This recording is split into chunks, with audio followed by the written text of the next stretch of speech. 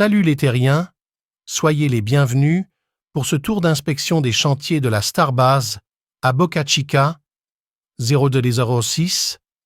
Luc a choisi SpaceX pour le développement de son programme Starship. Je vous aurais bien fait un petit topo du programme, mais comme je ne voudrais pas que mon introduction soit trop longue, et oui, je ne voudrais pas me retrouver bâillonné et ligoté à une branche comme le barde dans Astérix, je préfère passer tout de suite au tour d'inspection. Oui, je lis vos commentaires et je tiens également à l'avis. Aussi, je préfère suivre vos conseils en prenant bonne note de vos remarques. Allez-y, on décolle pour le Texas. Alors non, ce n'est pas une véritable photo, mais bien une illustration produite par Ryan Hansen Space que je ne vous présente plus, et avec qui nous allons d'ailleurs commencer ces news légères. Bon, ne soyez pas déçus. De toute façon, le S-29 ne va pas tarder à rejoindre le pas de tir avec son premier étage, le B-11, pour le 4e vol. On en reparle dans quelques instants. Donc, pour patienter, nous nous contenterons de cette vue hyper réaliste.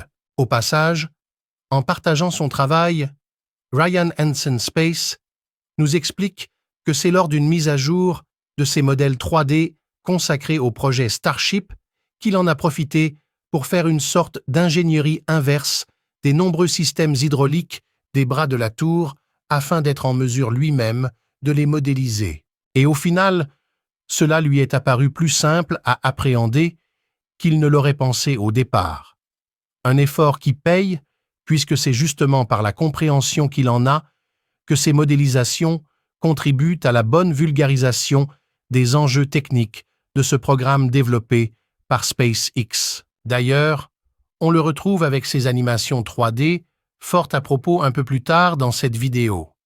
L'univers de la Starbase est un lieu singulier où l'activité industrielle et technique peut paraître parfois erratique en fonction des changements de stratégie ou de logistique de l'entreprise. Et pourtant, les travaux sur place et les efforts des ouvriers sur les différents chantiers sont régulièrement sublimés par les photos de Starbase Surfer, un photographe présent au Texas depuis quasiment les tout débuts du développement du programme Starship, un photographe qui a su et qui sait encore régulièrement saisir les temps forts de ce programme pharaonique. Bon, je suppose que vous voyez où je veux en venir, et bien évidemment, je fais cette transition qui va nous permettre d'aller jusqu'au site de lancement, avec là-bas la destruction progressive du parc à réservoirs verticaux de la ferme Air Evolve. Allez, on y va, et si vous voulez bien me suivre, c'est par ici. Petit arrêt quand même. Avant d'aller sur le petit tir, je note que vous avez été nombreux à nous demander quand est-ce qu'aurait lieu le prochain vol. Faut dire que c'est un exercice délicat et on ne peut faire que des prévisions, comme à chaque fois plus ou moins justes, pour le 4e vol annoncé dans la première quinzaine de mai par Elon Musk. Bon, vous l'avez compris, c'est toujours très optimiste, mais ça ne sera sans doute pas le cas, même si à chaque fois on est tenté d'y croire.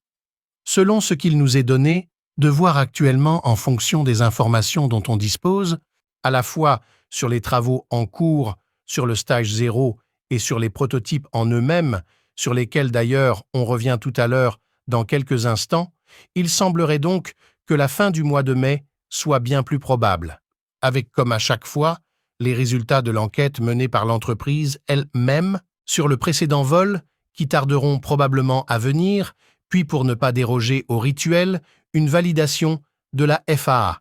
Ce qui est fort probable donc, c'est que ce 4e vol aura bien lieu vers la fin du mois de mai, sauf bien sûr imprévu de dernière minute.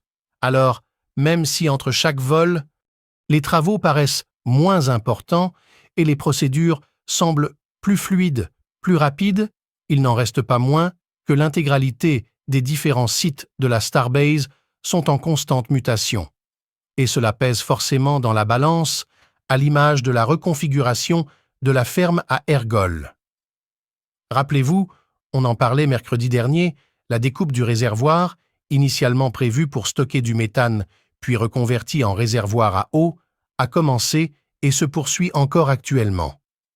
Une fois la coque retirée, cette dernière a progressivement et méthodiquement été découpée, puis la grue s'est attaquée au réservoir vertical lui-même, qui de la même façon a été hissé puis déposé un peu plus loin afin de procéder également à sa mise au rebut, avec là aussi une découpe précise. La prochaine victime sera le réservoir vertical d'azote liquide, qui lui, on en parlait dans une vidéo qui date de quelques années maintenant, offre un espace entre sa coque de protection, qui fait 12 mètres de large, et le réservoir lui-même, qui n'en fait que 9, un espace qui a été comblé avec de la perlite, un isolant, qu'il va falloir, bien évidemment, retirer. Une fois ces deux réservoirs enlevés, il restera encore un réservoir d'azote supplémentaire à extraire, ce qui fera un peu de place pour les innombrables évaporateurs livrés dernièrement.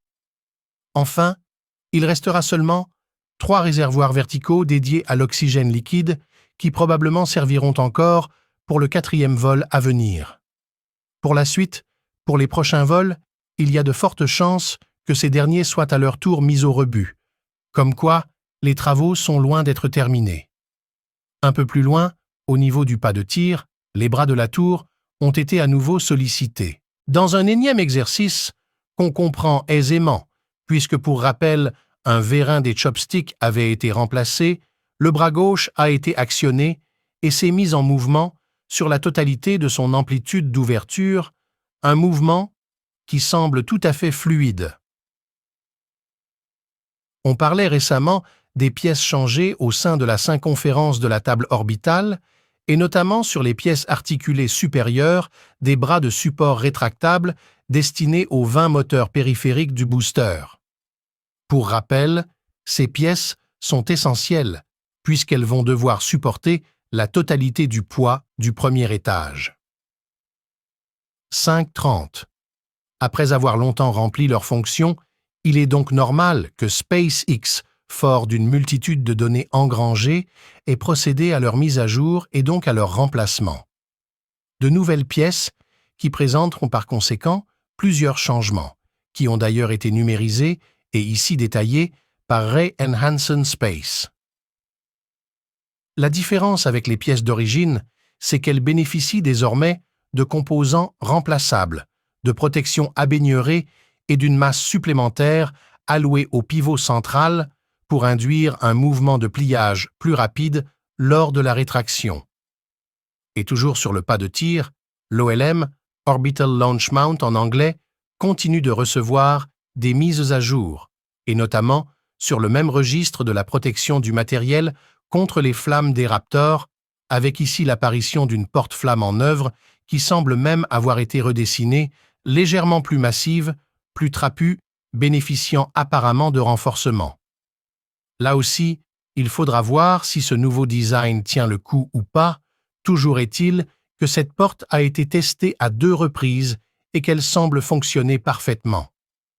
Curieusement, le QDH, pour rappel le bras dédié au ravitaillement du 2e étage du Starship, est peut-être le rare dispositif du pas de tir à avoir été épargné par les travaux ces derniers temps.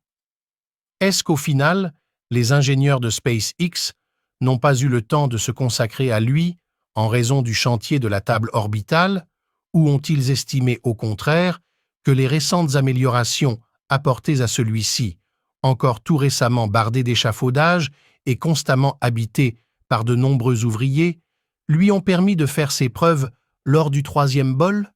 Là aussi, cela pourrait faire l'objet de suppositions en tout genre et surtout donner lieu à quelques paris, et je vois déjà certains d'entre vous vous précipiter en commentaire pour faire vos jeux. Ça, c'est sûr que le travail, ce n'est pas ce qu'il manque du côté des équipes de SpaceX à Boca Chica, notamment à l'endroit de l'ancien parking démoli récemment pour laisser un peu de place pour ce qui sera le second pas de tir de cette Starbase. Je vous avoue qu'avec l'équipe du journal Starbase, surtout lorsque l'on suit chaque semaine l'avancée des travaux, nous sommes quelque peu dubitatifs. En effet, le parking à peine construit n'est déjà plus et les machines désormais, comme sur le site de Massey, que nous visiterons en fin de vidéo d'ailleurs, s'appliquent à stabiliser le sol en retirant l'excédent d'eau puisque ce terrain lagunaire, comme son nom l'indique, se comporte comme une éponge. Alors certes, je ne suis pas ingénieur, je ne travaille pas chez SpaceX, mais les plus techniciens d'entre vous savent très bien que la viabilisation du sol, ici, à cet endroit précis du site de lancement, va être cruciale pour la suite des événements, notamment pour construire ce second pas de tir. Et c'est sans doute dans cette optique d'accélérer la viabilisation du sol que des centaines de camions remplis à ras-bord de terre sont venus déverser leur cargaison sur place. Au passage, durant le dernier survol de Mauricio, il semblerait que la bande récalcitrante de lagunes, qui n'appartenait pas encore à SpaceX, a désormais été avalée par la Starbase et ne devrait plus poser de problème. En effet, les ouvriers et des machines ont démoli récemment le mur d'enceinte qui délimitait cette zone. Et avant de continuer sur les différentes versions à venir des prototypes, un message rapide, d'abord pour vous, qui découvrez peut-être le journal de la Starbase, merci de bien vous abonner à cette nouvelle chaîne, d'activer la cloche de notification et de mettre un pouce en l'air. Vous n'imaginez pas à quel point ces quelques clics sont importants pour soutenir le travail de l'équipe.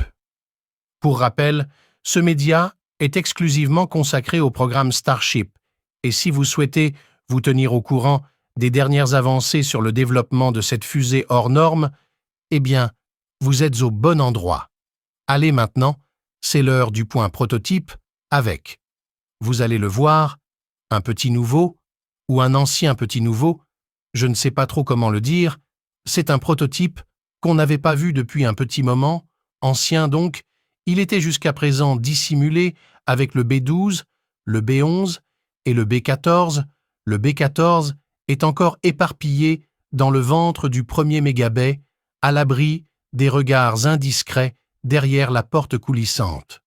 Petit nouveau également, car le fameux B13, qui n'a jamais connu le grand frisson d'un lancement, a finalement décidé de s'échapper de sa prison dorée. Un prototype qui, s'il met quelque le savant sur bon, participera au 6e vol de la version numéro 1 du Starship. Bref, il est enfin sorti de son repère pour se poster sur un stand de transport afin d'aller rejoindre le site de Massey pour entamer sa campagne de tests. Des tests cryogéniques, au préalable, bien évidemment, qui nous permettront au passage de voir un peu les derniers réaménagements de l'un des sites les plus éloignés du complexe de la Starbase. On se rendra d'ailleurs sur place tout à l'heure.